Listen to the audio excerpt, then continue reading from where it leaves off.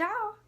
So I don't know if you guys know this, but I write fan fictions, and I am really into the Sally Face fandom. Even though the hype about it has kind of died down, I still really enjoy it. It's a great game, great story. If you haven't heard of it or haven't checked it out, please check it out because it's just amazing. So I wrote a fan fiction, and it's for Travis and Sal. I write fan fictions for both Sal and Larry and Sal and Travis. The one that I'm currently working on is a multi-chapter fanfiction, which I'm not used to because I usually only write one-shots. But that fanfiction so far is 26 or 27 chapters long, and it's almost done.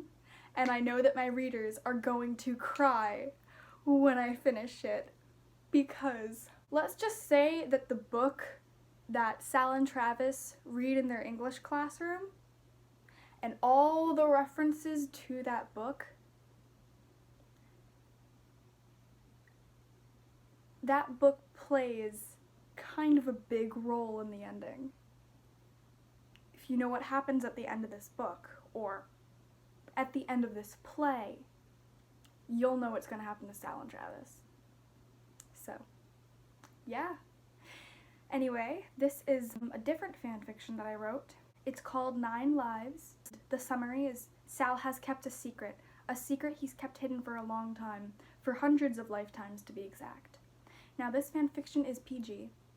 I'm not used to writing PG fanfictions, so I low-key feel like this is crap.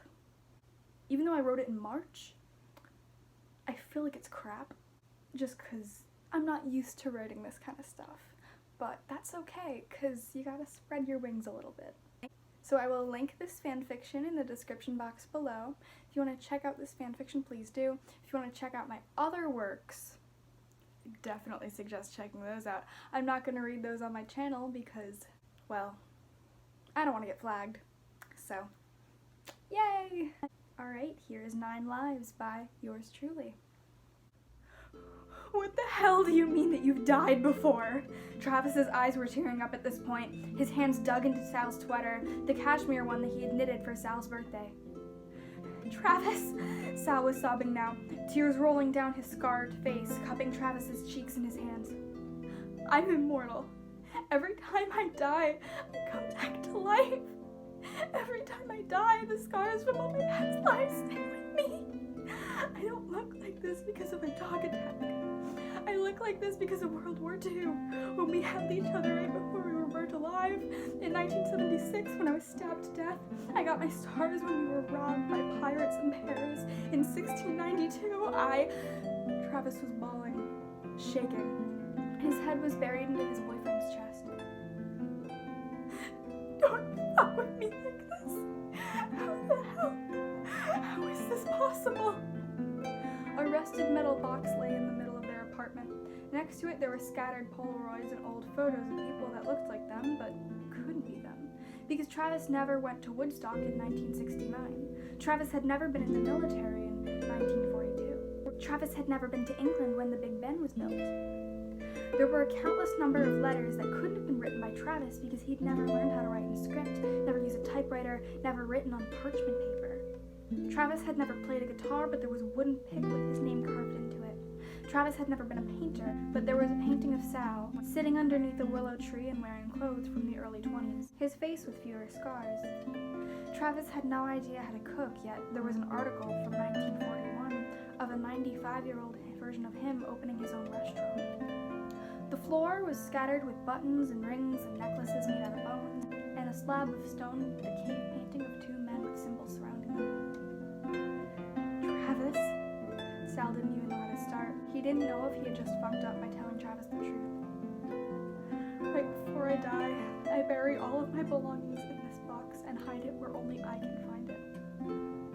The smaller man picked up one of the photos when they were at a music festival. Every time I'm reborn, I search for you non-stop. It breaks my heart that I always have to start all over again. I have all of these memories, but you don't remember anything from your past lives. Because of the internet, it was easier to find you this time. Sal places the picture on the bed and buries his face into Travis's shoulder, eyes bursting like dams. Sometimes I can't find you.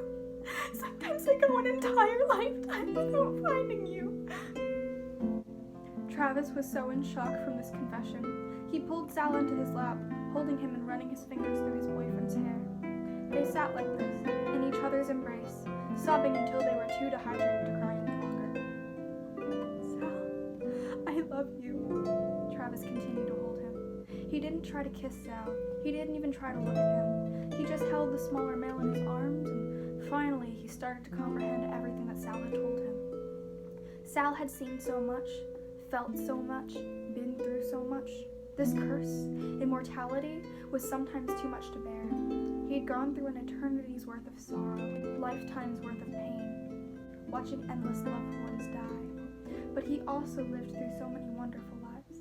He had seen beautiful sights all over the world. He had listened to an infinite amount of music that rang through his soul. He had danced with the sunrise. He had experienced adventure and had fallen in love time and time again with the love of his lives. Every time he lived, it was painful, but seeing Travis was worth it. Being with him, being held by him, kissing him, marrying him, growing old with him, living and loving Travis was worth all the pain and sorrows in the world. Watching the world become more accepting of homosexuality was a gift. And finally being able to be open about his relationship with his boyfriend was so blissful he couldn't even describe it. With the floor hidden by piles of antique artifacts, the pair fell asleep in each other's arms, and in the morning, they greeted each other with a kiss unlike any other that they had shared before. It was full of understanding and joy, and a deeper connection that any other couple could have experienced. Sal's weight had been lifted off his shoulders, and he smiled into his lover's lips. The taller male placed his hand over Sal's chest to feel his heartbeat. For the first time, Travis realized that Sal's chest did not have a heartbeat. So yeah, that's my fan fiction. If you enjoyed it, please go check it out in the description. Please leave kudos. Please check out my other works. Please check out What Happens in the Closet Stays in the Closet, which is my other fan fiction with Sal and Travis. Because, oh my god, I'm so excited for the finale of that fan fiction. But if you enjoyed, subscribe, leave a like. I will be reading more fan fictions in the future. So have a good day. Ciao!